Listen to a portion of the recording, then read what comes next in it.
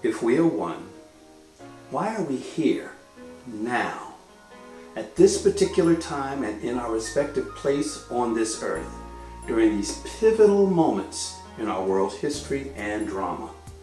What is our role? What is our mission? As we move along in our day-to-day challenges and struggles, often feeling the negative effects of others' selfish choices and actions.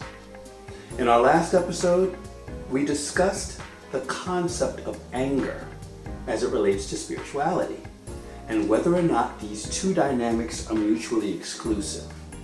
How dealing with anger, especially in the midst of global turmoil, requires both inner awareness and compassionate action. We discussed how we need to come into a clearer understanding of this emotional expression from a spiritual perspective.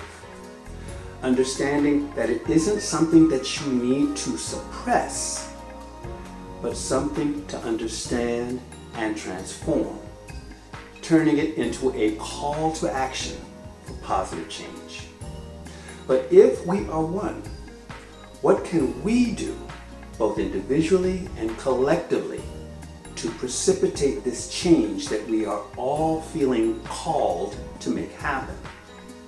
How do we go about understanding our spiritual reasons for being here and our divine mission within this incarnation, to become the true change and positive light that we are all hungering for and pushing towards? How do we awaken into the light workers that we were meant to be?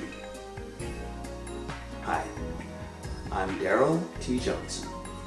I'm a musician, a teacher, and a QHHT hypnosis practitioner. I'd like to welcome all of you to episode 10 of If We Are One.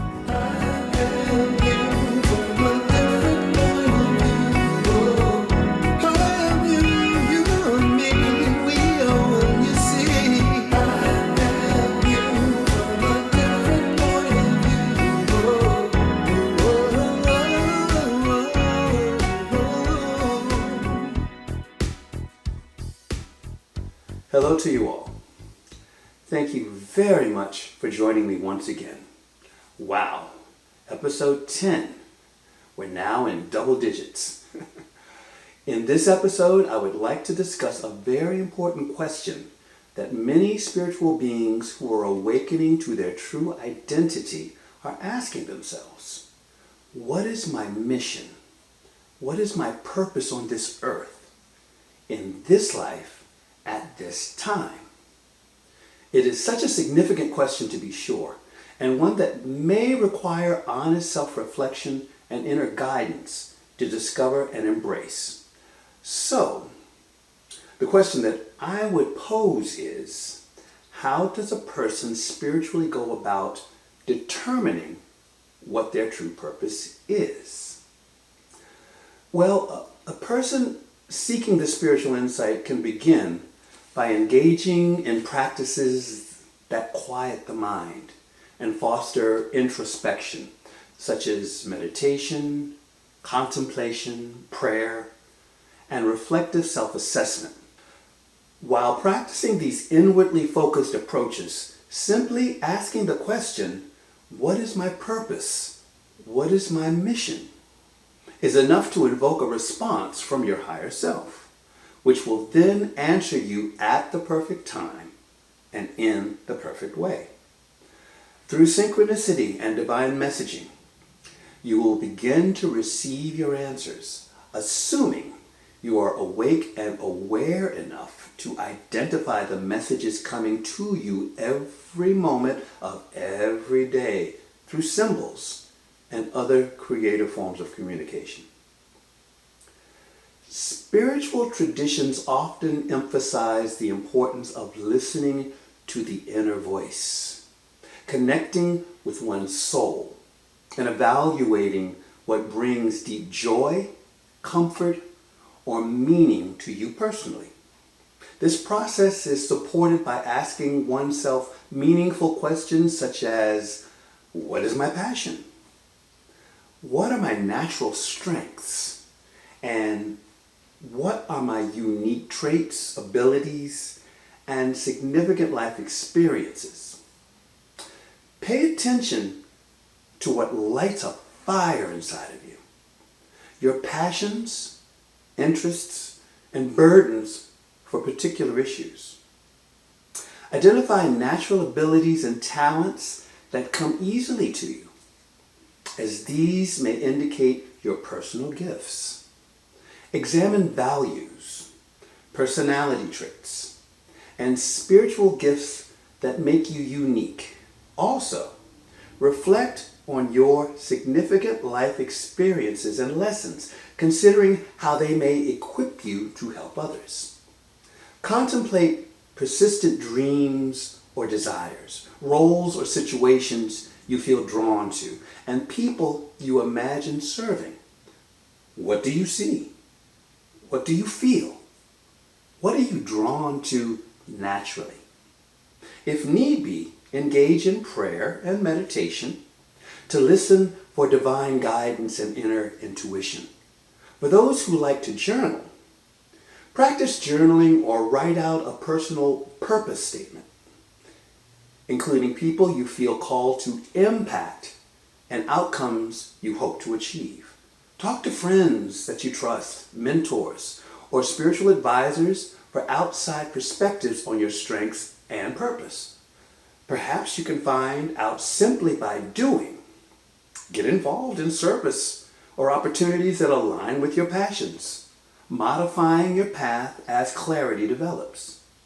Get out there, try something, even if it doesn't necessarily resonate with you. At least you will know, and then you can check it off your list. Another way of approaching this is to ask, what is your highest excitement? Finding one's highest excitement involves paying close attention to moments, activities, or ideas that naturally spark curiosity, joy, or an uplifting sense of enthusiasm, even if these feelings are gentle or subtle rather than overwhelming. The process is not about identifying a single grand purpose, but consciously choosing in each moment the option that feels most attractive or interesting compared to the rest, no matter how small or ordinary it may seem.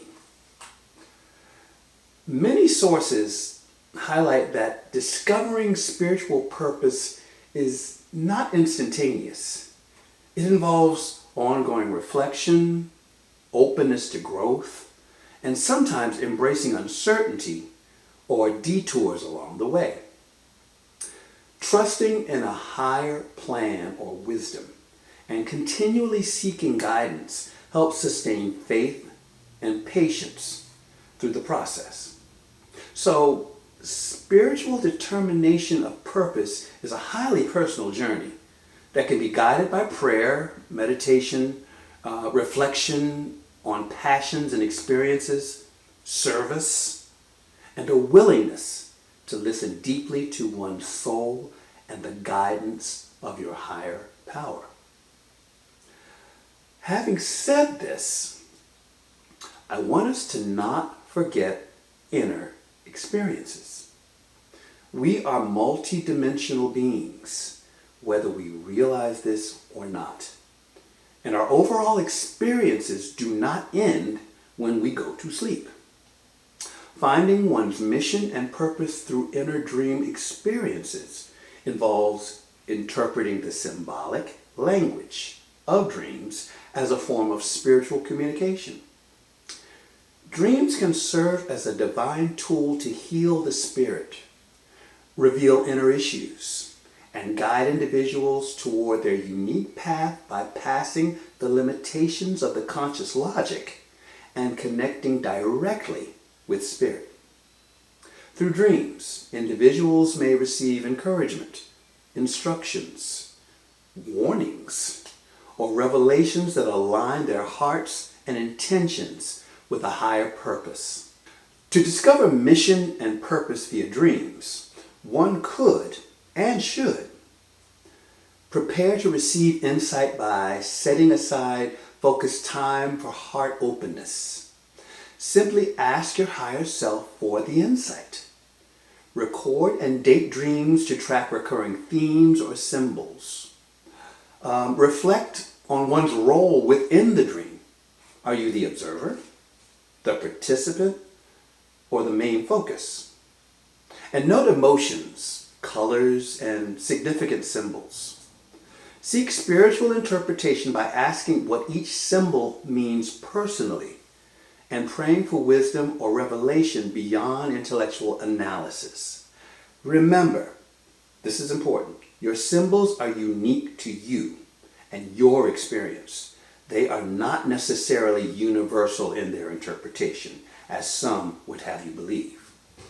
Observe if dreams call for healing, guidance, encouragement, or a call to action.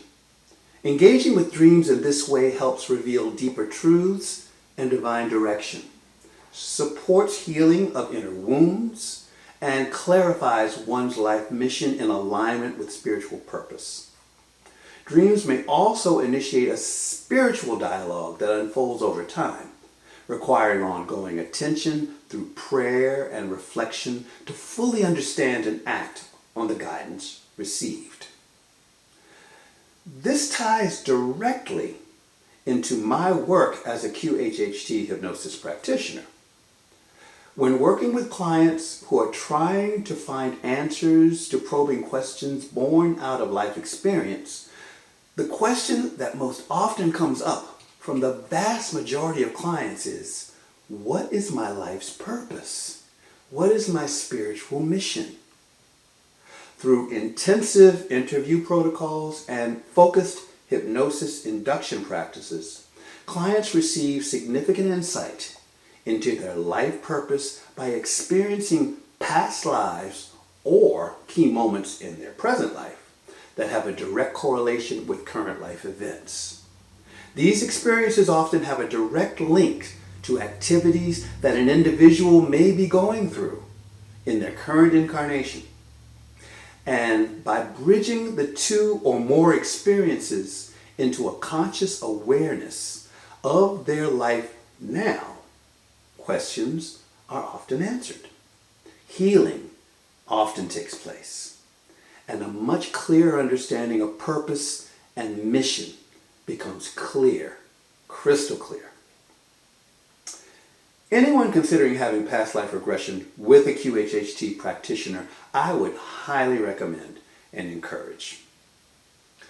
On a very significant side note, I and many other QHHT practitioners have been witnessing a significant increase in the number of younger clients requesting a reading to often come into a realization that they sometimes may not have ever had a past life reincarnation at all, but are sent directly from Source itself to serve as a volunteer during this important earth-focused period of spiritual awakening and change.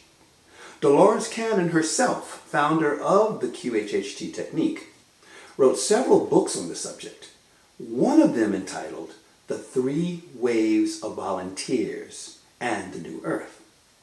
In this book, Dolores explores the idea that groups of souls referred to as volunteers have incarnated on Earth to help humanity evolve and aid in the planet's ascension into a higher dimension. Cannon divides these volunteers into 3 distinct waves, each with unique attributes and life challenges. The first wave, entering between the late 1940s through the early 1960s, often feel alienated by Earth's density and negativity, struggling to adjust and longing for peace. They are the ones that began to lay the foundation energetically and vibrationally to work for the planet and for the next wave. The second wave, from the late 1960s through the 1980s, faces fewer challenges and are focused on helping others and managing social discomfort. The third wave, what is called the New Children, from the late 1980s and onward, have come onto the planet with advanced genetics, a deep understanding of Earth's changes, and are frequently misunderstood by traditional systems. Again, the purpose and mission of these volunteers include raising the planet's vibrational energy to avoid catastrophe and help humanity ascend to a new dimension or new Earth. Their arrival is described as a response to a call for help from higher entities, especially after pivotal global events like the atomic bombings that triggered concern among extraterrestrial protectors who could not intervene directly. I know this information is probably packed with even more questions from you, and we may delve into them a lot deeper in future episodes. But for now, I would simply recommend that you read Dolores' book. With this as a foundation, I want to change the subject slightly and talk about something that I referenced at the beginning of this episode. This has to do with the importance of light workers. Now, what are light workers and what is their purpose? Well, you could be a light worker and simply not even know it. I'll explain. A light worker is generally defined as someone who feels called to bring healing, love, and a higher level of consciousness to the world, often acting as a bridge between spiritual and earthly realms. Many traditions recognize different types of light workers, each with unique roles, abilities, or missions dedicated to raising collective well-being. Light workers are not all the same. So I'm going to give you an overview of the light worker types. Though these may not be the full list, each serves a distinct spiritual or energetic function in the world. They include grid workers. Grid workers engage with the energetic grid and sacred sites of the earth, anchoring higher frequencies and cleansing energies in the physical space. Gatekeepers.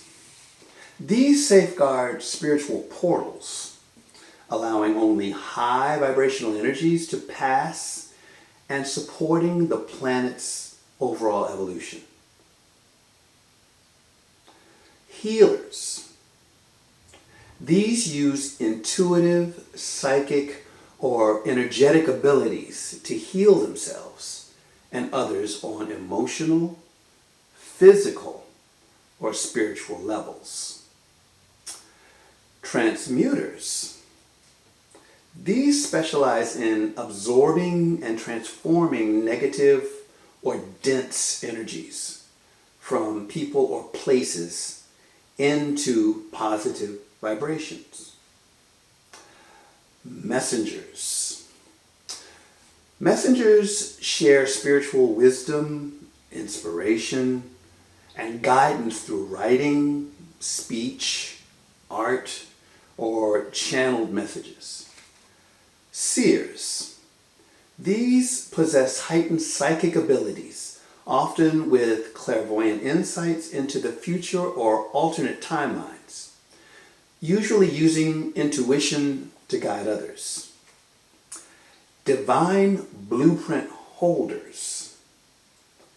These work with sacred codes, blueprints, and Akashic records to help people remember their spiritual purpose and awaken fully. Astral travelers. Expertise in conscious astral travel, dream work, or shamanic journeying bringing back wisdom to aid others. Manifestors. These are skilled in co-creating with universal energies to bring about positive change in the world. Way showers. These lead by example, living authentic, heart-centered lives that inspire others to awaken spiritually. Blueprint or weavers and timeline workers. Now, these folks work with energies of past, present, and future to shift realities and align humanity with higher timelines. Ascension guides. These support others in their spiritual evolution, overcoming karmic patterns, and stepping into greater potential. Blue rays and star seeds. These souls believed to originate from other realms or star systems who bring advanced knowledge or raise planetary vibration. Now there are more, but that's a good list for now. It's important to mention here that you can resonate with more than one lightworker type. Some people embody multiple archetypes based on their soul's mission or unique abilities.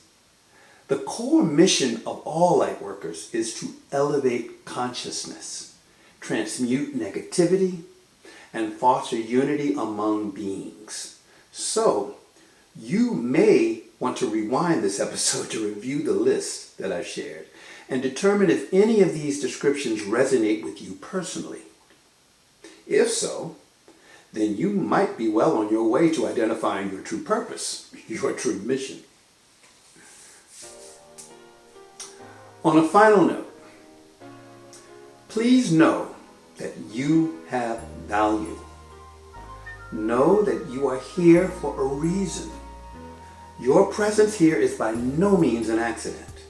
As I had mentioned in a previous episode, your existence in this life at this time is a clear indication that you are indeed here for an important purpose. It is for you to determine it and act upon it. It may not be a single thing. It could be a multitude of things that change over time as you grow and awaken spiritually. Trust your instincts. Allow your inner self, your higher self, to guide, guard, provide, and teach you what you need to know when you need to know it. Most of all, be not afraid. Be a beacon of love energy. Follow your greatest joy and vibrate higher and higher within the energy of divine love. If you do that alone, you will have achieved your mission. We'll be talking about these and other topics in future installments. And if there is anything that you would like me to discuss or any questions you may have about anything that I've shared, please feel free to mention it by leaving a question or comment in the comment section. As always, if you have found any of this information at all helpful or enlightening, please like, subscribe, and share with others. I continue to see more and more people coming to this space, and I thank you so much for being a part of this ongoing movement to a oneness consciousness. So as always, I send you my love.